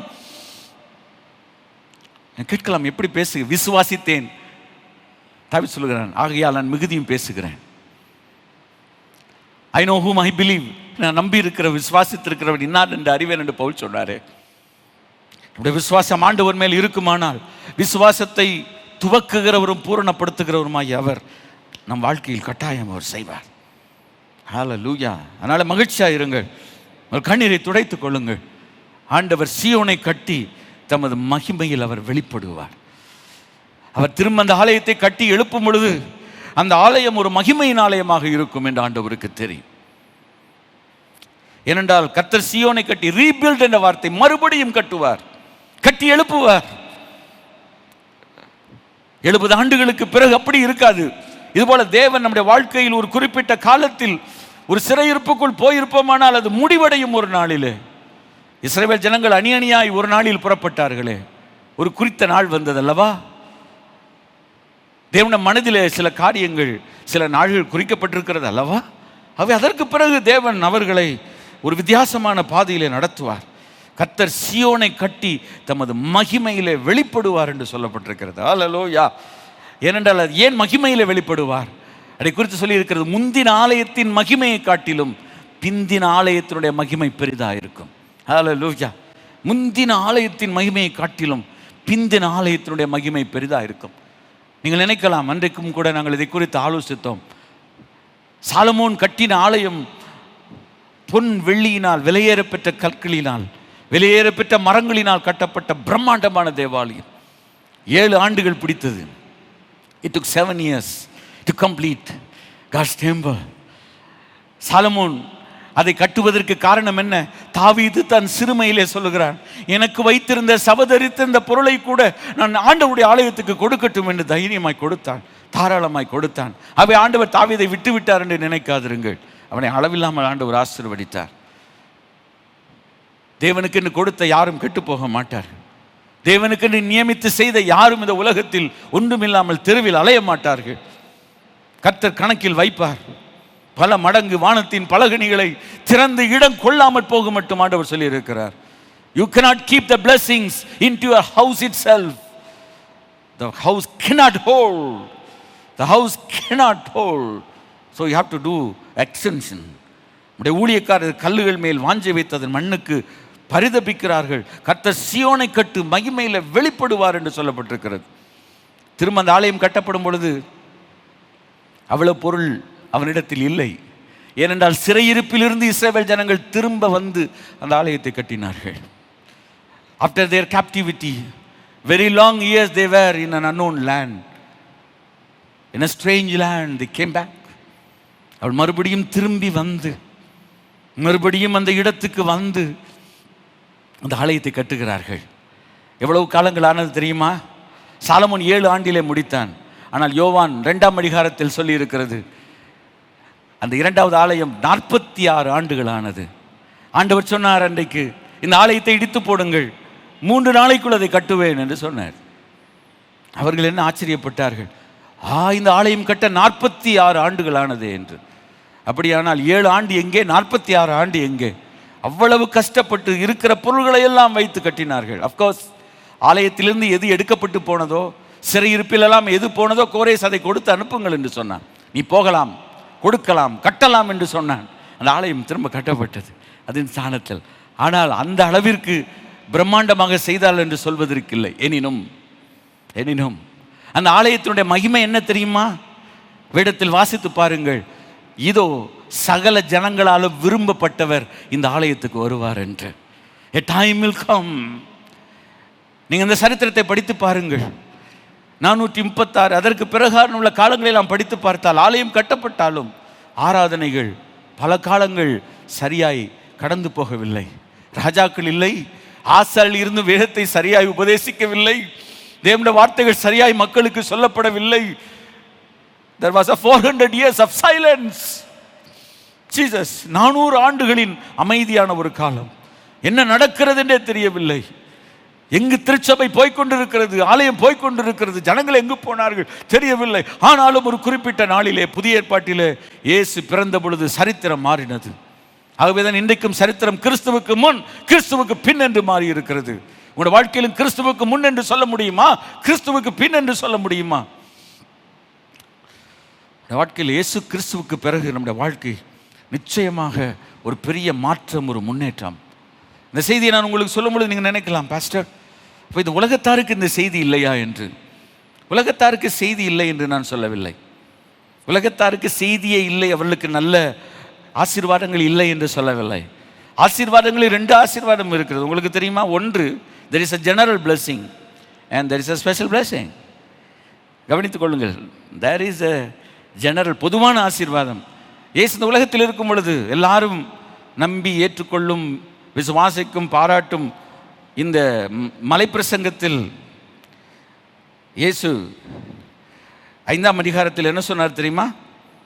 அவர் தீயோர் மேலும் நல்லோர் மேலும் தமது சூரியனை உதிக்க பண்ணி. இவங்கெல்லாம் ரொம்ப நல்லவங்க, ஆனால் இவங்க மேலே மாத்திரம் சூரியன் இருக்கட்டும். 2 உதாரணம் இங்கே ஆண்டவர் சொல்லுகிறார். தீயோர் மேலும் நல்லோர் மேலும் தமது சூரியனை ஆண்டவர் உதிக்க பண்ணுறது இவங்கெல்லாம் தனக்கு வேணும், இல்லைன்னா இவங்கெல்லாம் இயேசுடைய பிள்ளைகள், தேவனுடைய ஜனங்கள், திருச்சபை, இவங்களுக்கு மாத்திரம்தான் சூரியன் இருக்கும். அப்படின்னா இருக்குது. உங்களுக்கு பாருங்கள், அவங்க தெருவில் எப்படி இருக்கு. எல்லாருக்கும் நீதி உள்ளவர்கள் மேலும் அநீதி உள்ளவர்கள் மேலும் மழையை பெய்ய பண்ணுகிறார். மழை யாருக்கு கொடுக்குறாரு? எல்லாருக்கும் மழையை கொடுக்குறாரு. மழை இவங்கெல்லாம் ரொம்ப நல்லவங்க, இவங்க சர்ச்சுக்கு போகிறவங்க, அவங்களுக்கு தொழுது, அவங்களுக்கு மாத்திரம் நான் அப்படின்னு ஆண்டவர் சொன்னார். இல்லை, மழையை எல்லாருக்கும் கொடுக்குறார். இயேசு வாயிலிருந்து ரொம்ப ரொம்ப ஸ்ட்ரக்சர்டு வேர்ட், ரொம்ப ஆண்டவர் அதை ரொம்ப கரெக்டாக பேச. நீதி உள்ளவர்கள் மேலும் அநீதி உள்ளவர்கள் மேலும். நீதி அவருக்கு பிடிக்கும். நீதியும் சிங்காசனம் அவருடைய சிங்காசனத்தின் ஆதாரம். அப்படிப்பட்ட இயேசு கிறிஸ்து, அப்படிப்பட்ட தேவன் அநீதி உள்ளவர் மேல் மழையை கொடுத்துக்க கூடாதுல்ல? கொடுக்குறாரு. சூரியனை பிரகாசிக்க பண்ணாமல் இருட்டாக்கியா போட்டார்? இல்லை, அதெல்லாம் கொடுக்குறாரு. ஸோ ஜெனரல் பிளெஸிங்ஸ் இருக்குது சார். எனக்கு அன்பான தேவனுடைய பிள்ளைகளை, இந்த உலகத்தில் உள்ளவங்க, அவங்களுக்கு இருக்குது, அவங்களுக்கு சில ஆசீர்வாதங்கள் இருக்குது. அவளுக்கு உணவு இருக்கலாம், உடுக்க உடை இருக்கலாம், இருப்பிடம் எல்லாம் கொடுக்கலாம். அரசாங்கமே கொடுக்குமே, கட்டாயம் கொடுக்கும். ஆனால் விசேஷித்த ஆசீர்வாதங்கள், சிறப்பான ஆசீர்வாதங்கள், அவளை பார்த்து நான் ஒன்று கேட்கிறேன். இந்த செய்தி நிறைவு பகுதிக்குள் நான் வருகிறேன், கவனித்துக் கொள்ளுங்கள். 48ஆம் சங்கீதத்தை திரும்ப வாசித்து வாருங்கள். இன்றைக்கு அதில் சொல்ல வேண்டிய 7 பகுதிகள் இருக்கிறது, 7 குறிப்புகள் இருக்கிறது. அந்த சங்கீதத்தை மறுபடியும் நீங்கள் வாசித்து வாருங்கள். அடுத்த வாரத்தில் பார்ப்போம். நான் ஒன்று சொல்கிறேன், இந்த உலகத்தில் சில நேரத்தில் நம்ம வீட்டுக்கு முன்னால், ஒரு காலத்தில் இப்போ அப்படி இல்லை, பிச்சை கேட்பாங்க தெரியுமா? வந்து அந்த பிள்ளைகள் வந்து கேட்கும், அம்மா தாயே, நம்ம என்னடா சத்தம்னு சொல்லி கிச்சனில் அம்மா தாயே பிச்சை போடுன்னு கேட்கும். நமக்கு அப்படி, நம்ம பிள்ளை கூட அப்படி உருக்கமாக ஒரு நாளும் கூப்பிட்டுருக்காது. ஆனால் அந்த பிள்ளைகள் போடுற சத்தம் நமக்கு நம்முடைய அடி வயிற்றையே புரட்டி போட்டுரும், அந்த அளவுக்கு அந்த உருக்கமாக. ஆனால் நீங்கள் உங்கள் வீட்டில் உள்ள சாப்பாடை கொடுப்பீங்க, ஆனால் டைனிங் டேபிளில் கூப்பிட்டு வச்சு சாப்பாடு கொடுப்பீங்களோ? கொடுத்துருவீங்களா? நீங்கள் யாரோ ஒருவர் செய்தாருலாம் சொல்லாதீங்க, அது செய்ய மாட்டாங்க. நீங்கள் உடனே சொல்லுவீங்க, அது என் பிள்ளை, அது என் பிள்ளை தான், அது என் பிள்ளை உட்கார்ற இடம். உங்கள் பிள்ளை மேலே உங்களுக்கு அவ்வளவு பாசமாக அன்பு இருக்குன்னா காரணம் என்ன? உங்கள் ரத்தத்தில் பிறந்த அன்பானவர்களே. அப்படியானால் இயேசுடைய ரத்தத்தின் பிறந்த ஒவ்வொருவர் மேலே ஆண்டவருக்கு எப்படி இருக்கும் தெரியுமா? கேட்கிற எவனும் பெற்றுக்கொள்கிறான் என்று ஆண்டவர் சொன்னார். அது யார் என்று படித்தவனோ படியாதவனோ, வசதி உள்ளவனோ வசதி இல்லாதவனோ, அவன் கருப்போ சிவப்போ, நெட்டையோ குட்டையோ, தடியோ இல்லாவிட்டால் ஒல்லியோ, யாருக்கும் அவர் கொடுப்பார், எந்த உலகத்தில் உள்ளவர்களுக்கும் கொடுப்பார். ஆனால் விசேஷித்த ஆசீர்வாதங்களை தம்முடைய பிள்ளைகளுக்கு அவர் வைத்திருக்கிறார். ஒரு செய்தி கேட்டுக்கொண்டிருந்தேன், எனக்கு காத்திருக்கிற யாவரும் பாக்கியவான்கள். எனக்கு காத்திருக்கிற அனைவரும் பாக்கியவான்கள் என்று அந்த வசனம் சொல்லவில்லை, எனக்கு காத்திருக்கிற. அவர் தேவனுக்கென்று ஒரு தேவனுடைய பிள்ளை தன்னுடைய மனதை, தன்னுடைய இருதயத்தை ஒருமுகப்படுத்தி ஆண்டவருக்கென்று இருக்கிறார்களோ அவளை வெட்கப்படுத்த மாட்டார். அவருடைய முகங்களினுடைய கண்ணீரை அவர் துடைப்பார். ஆகவே தான் ஒரே ஒரு வசனத்தை சொல்லி நிறைவு செய்ய விரும்புகிறேன். இன்னொரு நாள் மீதி செய்தியை தொடர்கிறேன். சங்கீதம் 137 ஏன் அந்த சீயோன் அவ்வளோ முக்கியம் தெரியுமா? சங்கீதம் 137 எல்லாரும் அதை பாடலாய் பாடுவார்கள். பாபிலோன் ஆறுகள் அருகே நாங்கள் உட்கார்ந்து அங்கே சீயோனை நினைத்து அழுதோம் என்று சொல்லியிருக்கிறது. நேற்று படித்து கொண்டிருந்தேன். எங்க? By the rivers of Babylon. Babylon ஆறுகள் அருகே நாங்கள் உட்கார்ந்து அங்கே தேர் சீயோனை நினைத்து அழுதோம். யார்?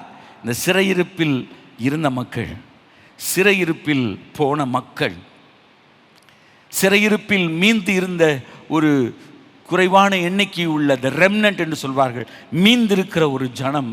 அவர்கள் என்ன செய்தார்களாம்?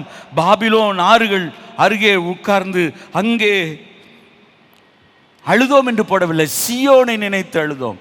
ஏன் சீயோனை நினைத்து அழுதோம்? ஏன் அழுகை? ஏன் கண்ணீர்? ஏன் கண்ணீர், ஏன் அழுகை, ஏன் துக்கம்? நீதிமொழி வேற இருக்கு, அது வேற. ஆனால் இங்கே ஏன் சீயோனை நினைத்து அழுதார்கள்? ஏன் சீயோனை நினைத்து அழுதார்கள்? They left the place. It was disintegrated, destroyed, people scattered, they were captured as captives, they were in an unknown land. அவை ஆறுகள் போய் அருகில் உட்கார்ந்து கொண்டு சீயோனை நினைத்து அழுதோம் என்று சொல்லப்பட்டிருக்கிறது. இந்த சீயோனை குறித்து ஒரு மிக முக்கியமான ஒரு வார்த்தை இருக்கிறது, அடுத்த வாரம் உங்களுக்கு நான் பகிர்ந்து கொள்கிறேன். ஏன் அழுகை?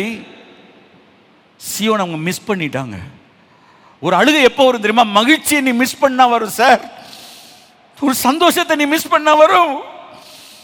நமக்கு அழுகை எப்போ வரும்? ஒருவரை மிஸ் பண்ணிட்டோம்னா, ஒருவரை இழந்துட்டோம்னா, ஒருவர் நம்ம மத்தியில் இல்லைன்னா நமக்கு ஒரு அழுகை வருவது போல ஒரு தேவனுடைய ஜனம் ஏன் அழுதது என்றால், உணவுக்கும் உடைக்காகவும் இருக்க இருப்பிடத்திற்காகவும் வசதிகளுக்காய் வாய்ப்புக்காய் நினைத்து அழவில்லை, சீயோனை நினைத்து அழுதார்கள்.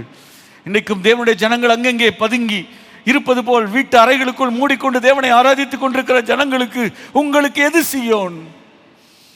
உங்களுக்கு எது சீயோன்? Let me ask the question directly to you, my dear brothers and sisters in Christ. அருமையான தேவனுடைய ஜனமே, இதை கேட்டுக்கொண்டிருக்கிற எந்த ஜனமா இருந்தாலும் உங்களுடைய சீயோன் எது? ஒரு இயக்கமா, ஒரு அமைப்பா, இல்லாவிட்டால் பேரா என்று சொல்லப்படுகிற அதை போல் இருக்கிற ஒரு காரியமா? இல்லை, தேவனுடைய திருச்சபை, the body of Christ, where the body of Christ will gather together to worship God in spirit and truth. அந்த இடத்தின் மேல உனக்கு ஒரு ஐயோ மிஸ் பண்ணிட்டேனே, மிஸ் பண்ணி ரொம்ப நாள் ஆச்சு, இப்படி போயிட்டு இருந்தா என் வாழ்க்கை எப்போ முடியும் என்று உங்கள் கண்களில் கண்ணீர் வடிகிறதா? எனக்கு அது இல்லை இது இல்லை என்று அழுது கொண்டு இருக்கிற அழுகையை குறித்து ஆண்டவர் சொல்லவில்லை.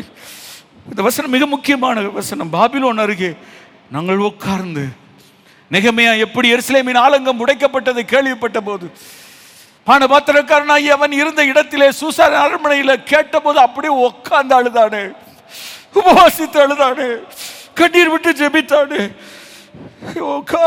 பாபிலோன் அருகே இன்னொரு இடத்துல வந்து மாட்டிக்கிட்டோமே, பூட்டப்பட்ட அறைக்குள் இருக்கிறோமே, பூட்டப்பட்ட வாழ்க்கைக்குள் இருக்கிறோமே, ஒரு விடுதலை இல்லையே. ஏதோ ஒரு ஆராதனை ஆன்லைனுக்காக ஆண்டவர் சர்வீஸை உண்டாக்கினார், இல்லாவிட்டால் இந்த சர்வீஸ் ஆன்லைன்ல தான் போகணும் என்பது என்னம்மா? இல்லை. அது எத்தனை காலம், எத்தனை வகுப்புகள் நடத்தினாலும், எத்தனை பாடங்களை பல்கலைக்கழகத்திலிருந்து சொல்லிக் கொடுத்தாலும், அருமையான தேவனுடைய பிள்ளையை உண்டு சொல்லுகிறேன் உங்களுக்கு, அதை போதிக்கிற ஆசிரியர் இன்றைக்கும் நான் கேள்விப்பட்டேன், 1ஆம் வகுப்புக்கா எல்கேஜிக்கா ஒரு அரை மணி நேரத்துக்கு மேலே நடத்தாதீங்கன்னு. அவங்களுடைய கெப்பாசிட்டி அவ்வளோதான் சார், அதுக்கு மேலே அவங்களுக்கு அது ஓடாது, அவங்களுக்கு புரிய முடியாது. வெறும் ஆன்லைன்லேயே எல்லாத்தையும் கொண்டு போயிடலாம் என்று நினைப்பதற்குரியதான காலம் இதுவல்ல. டிஜிட்டல் புரட்சி என்று சொல்லி இயேசு கிறிஸ்துவின் ஆவியானுடைய புரட்சியை விட்டு விட்டார்களே தேவ சபை, தேவ ஜனம். ஆன்லைன் ஆன்லைன் ஆன்லைன் என்று எல்லாம் ஆன்லைனில் இருக்கட்டும், ஆனால் சர்ச் அப்படி இருக்க முடியாது சார். ஜனங்கள் தேவை, தேவனை ஆராதிக்க ஜனங்கள் தேவை, தேவனுடைய வசனத்தை எடுத்து சொல்வதற்கு தேவை. நீங்கள் சொல்வீங்களா, உங்களுக்கு எல்லாமே ஆன்லைனில் கொடுத்துட்டா உங்கள் அம்மா சாப்பாடே உங்களுக்கு ஆன்லைனில் கொடுக்கட்டும், ஆனால் அதே நேரத்தில் உங்கள் அம்மா 12 மணிக்கு 1 மணிக்கு கூப்பிட்டு வாடா டே சாப்பாடு ரெடி, சாப்பாடு ரெடின்னு பெல் அடிப்பது போல் அடித்து உங்களுக்கு பரிமாறும் பொழுது ஹியூமன் டச்சுன்னு ஒன்று இருக்குல்ல, ஒரு ஹியூமன் டச்சுன்னு இருக்குல்ல, ஒரு கவலம் ஊட்டி கொடுத்தா அதில் இருக்கிற அது பிரியாணியாக இருக்க வேணாம், பலமுள்ள ஆகாரமாக இருக்க வேண்டாம், சாதாரணமான ஒரு தயிர் சோறாக இருக்கலாம். ஆனால் ஊரை லேசாக தொட்டுட்டு வாயில் கொடுத்து ஒரு உருண்டை சோறு கொடுத்தா சொல்லுவான், இந்த மாதிரி சாப்பாடு எனக்கு 5 ஸ்டார் ஹோட்டலில் கூட கிடைக்காதுன்னு சொல்லுவான். அந்த ஹியூமன் டச் இன்னைக்கு மிஸ் ஆகி கிடக்குது, தெரியலையா? ஆகவே இதற்காக தொடர்ந்து ஜெபம் பண்ணிக்கிட்டே இருக்கணும்னு அவசியம். அப்படியே கொண்டு போய் ஆன்லைன்லேயே கொண்டு போகலாம்னு நினைக்கிறாங்களோ என்னன்னு தெரியல. அதெல்லாம் அப்படி கிடையாது சார். தேவனுடைய ஜனம் தேவனுடைய பிள்ளைகளோடு ஊழியர்களோடு கூட சேர்ந்து தேவனை பாடி துதித்து ஆராதிக்கின்ற ஒரு நாட்கள் வர வேண்டும். அந்த நாளுக்காக என் மனம் ஏங்குகிறது, என் உள்ளம் உடைந்து கதறுகிறது. இந்த சங்கீதங்களை எல்லாம் வாசித்து உங்களுக்கு சொன்னதற்கு காரணம், இப்படி ஒரு நாள் வராதா என்று.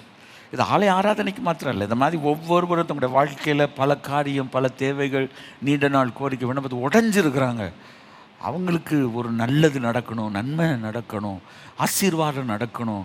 அவங்க இந்த உலகத்தில் மற்ற ஜனங்களை காட்டிலும் அவங்கள தேவன் ஆசீர்வதித்து உயர்த்தி வைத்திருக்கிறார் என்பதை உலகத்துக்கு சாட்சியாக சொல்லணும்னா தேவன் இறங்கி வந்து தம்முடைய ஜனத்தை ஆசீர்வதிக்கணும். எல்லாரும் எழும்பி நின்று நம்ம ஜெபம் செய்வோம்.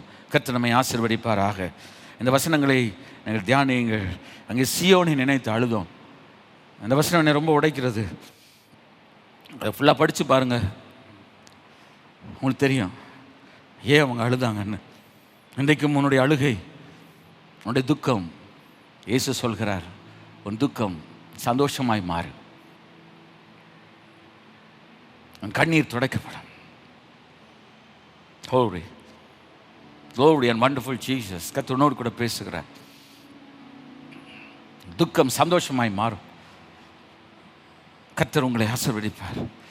கர்த்தர் உங்களை கனப்படுத்துவார். கர்த்தர் உங்களை காப்பாற்றுவார். கண்மலையின் மேலே நிறுத்துவார். மார்போடு அணைப்பார். மன தேவைகளை சந்திப்பார். ஒரு தகப்பன் தோளில் சுமப்பது போல் உங்களை சுமந்து செல்வார். தாய் அரவணைத்து முத்தம் கொடுப்பது போல் உங்களை அரவணைத்து உங்களுக்கு முத்தம் கொடுப்பார். ஹல்லேலூயா, ஹல்லேலூயா, ஹல்லேலூயா. அந்த இயேசு வந்திருக்கிறார். அந்த இயேசு நம்முடைய மத்தியில் உலாவிக் கொண்டிருக்கிறார். 7 பொன் குத்து விளக்குகளின் மத்தியில் உலாவுகிற இயேசு இந்த நாளிலும் இறங்கி வந்து தம்முடைய வல்லமையான கரத்தை உங்கள் மேல் வைத்து, பயப்படாதே, திகையாதே, நான் உன் தேவன், நான் உன்னை பலப்படுத்தி உனக்கு சகாயம் பண்ணுவேன், என் நீதியின் வலது கரத்தினால் உன்னை தாங்குவேன். இந்த வலது கரத்தில் சிலுவையில் அடிக்கப்பட்டேன், ஒரு நாளில் ஆணிக்கிடாவப்பட்டேன், அந்த கரத்தில் நீ செதுக்கப்பட்டிருக்கிறாய். மகனே, மகளே, எப்படி உன்னை மறப்பேன்? எப்ராஹிமே, நான் உன்னை எப்படி மறப்பேன்? நான் எப்படி உன்னை மறந்து போவேன்? No never, no never. ஒரு நாளும் நீ என்னால் மறக்கப்படுவதே கிடையாது. என் இதயத்தில் நீ இருக்கிறாய். நீ என் பார்வையிலே அற்புதமானவன், அற்புதமானவள், ஆச்சரியமானவன், ஆச்சரியமானவள். ஹல்லேலூயா. ஆண்டவர் சொல்லுகிறார் சிலரை பார்த்து, நீ என் கரத்தில் உள்ள முத்திரை மோதிரம். ஹல்லேலூயா. செருபாபேலே, நீ என் கரத்தில் உள்ள முத்திரை மோதிரம். ஹல்லேலூயா, ஹல்லேலூயா, ஹல்லேலூயா. அந்த நாட்களில் ஒரு பாடல், கண்மலைகள் பெயர்க்கும்படியாய் கர்த்தர் உன்னை கரம் பிடித்தார். Glory and wonderful Jesus. கண்மலைகள் பெயர்க்கும்படியாய் கர்த்தர் உன்னை கரம் பிடித்தார். காத்திருந்து பலனடைந்து கழுகுகளை போல நீ எழும்பிடுவார். Jesus, Jesus. மறைவிடங்களில் இருந்து புலம்பி அழுது ஜெபித்து முழங்காலை ஆண்டவருடைய பாதத்தில் ஊட்டி கண்ணீரோடு கூட ஜெபித்துக் கொண்டிருந்தாலும் ஒரு நாள் வருகிறது, வேளை வருகிறது, கர்த்தர் சீயோனுக்கு இரக்கம் செய்யும் ஒரு நாள், ஒரு நேரம். இதுதான், இந்த நாட்கள் தான், இந்த மாதம் தான். இந்த நாளிலிருந்து தேவன் அந்த அற்புதத்தை உன் வாழ்க்கையில மிளிரச் செய்வார், பளிச்சிடச் செய்வார், ஒளிரச் செய்வார். ஆமென். ஹல்லேலூயா, ஹல்லேலூயா, ஹல்லேலூயா. மகிமை உன்னை மூடும். அவருடைய பிரசன்னம் உன்னை பின்னாலும் பாதுகாக்கும். அவருடைய சமூகம் உனக்கு முன் செல்லும். கர்த்தர் உன்னோடு கூட கடந்து வருவார். ஹல்லேலூயா, ஹல்லேலூயா, ஹல்லேலூயா. உன் பக்கத்தில் 1000 பேரும் உன் வலதுபுறத்தில் 10,000 பேர் விழுந்தாலும் அது உன்னை அணுகாது. ஹல்லேலூயா. Nothing shall harm you. உன்னை தொட முடியாது. Jesus, you are his child. You are his child. I am his child. நான் அவருடைய பிள்ளை. அவருடைய பிள்ளை. கரங்களை உயர்த்தி, ஆண்டவரே, நான் உம்முடைய பிள்ளையா இருக்கிறபடியால் ஸ்தோத்திரம். இந்த உலகத்தில் எனக்கு இருக்கிற வேலை, ஆண்டவரே, பெரிய பட்டங்கள், டைட்டில்ஸ், இது எல்லாவற்றையும் காட்டிலும் ஃபர்ஸ்ட் ஆஃப் ஆல் எனக்கு ஒரு பெரிய சந்தோஷம், நான் உம்ம பிள்ளை. ஃபாதர் சொல்லுவார்ல, நான் இயேசுவின் பிள்ளை, பயமே எனக்கு இல்லை. ஹல்லேலூயா. நான் இயேசுவின் பிள்ளை, நான் இயேசுவின் பிள்ளை. இயேசுவின் பிள்ளைகள் கரங்களை வச்சு சொல்லணும், இயேசுவின் பிள்ளை. எனக்கு பயம் கிடையாது. பயம் என்னை நெருங்க முடியாது, பயம் என்னை தொட முடியாது. இயேசு என்னோடு கூட இருக்கிறார். அவர் அருளிய வெளிச்சத்தினால் இந்த இருளை நான் கடந்து போவேன், இந்த நாட்களை கடந்து போவேன். நிச்சயமா எனக்கு ஒரு வெளிச்சம் உண்டு. மறந்து போகாதீங்களே கருமையான தேவனுடைய பிள்ளைகளே. 400 ஆண்டுகளுக்கு பிறகும் தேவனுடைய திருச்சபை இருக்கத்தான் செய்தது. மறந்து போகாதீங்க. எவ்வளவு நாட்கள் சைலண்ட் பீரியடா இருந்தாலும் ஆண்டவர் சைலண்டா இருக்கா நினைக்காதீங்க. கர்த்தர் தன்னுடைய திட்டத்தை நிறைவேற்றுவார். ஒரு நாளும் திருச்சபை மங்கி போகாது. ஆகாய விண்மீனாய் அவர் ஜனம் பெருகும், ஆண்டவர் வாக்கு பலிக்கும். ஹல்லேலூயா, ஹல்லேலூயா, ஹல்லேலூயா, ஹல்லேலூயா. ஆகாய விண்மீனாய் அவர் ஜனம் பெருகும். காரணம், ஆண்டவருடைய வார்த்தை பலிக்கும், நிச்சயமாய் நிறைவேறும், நிச்சயமாய் முடிவு உண்டு.